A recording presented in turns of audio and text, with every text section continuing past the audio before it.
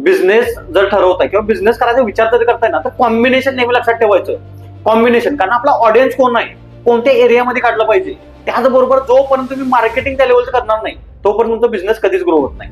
नेहमी लक्षात ठेवा की ज्यावेळेस मला एखाद्या बिझनेस ओनर पर्यंत जायचंय, ज्यावेळेस माझा बिझनेस जर लोकांपर्यंत घेऊन जायचा आहे, तर तुम्ही जोपर्यंत त्यांच्यापर्यंत डिजिटली जात नाही, कारण फिजिकली तुम्ही मल्टिपल लोकांपर्यंत जाऊ शकता का नाही जाऊ शकत, लिमिटेड लोकांपर्यंत जाऊ शकता.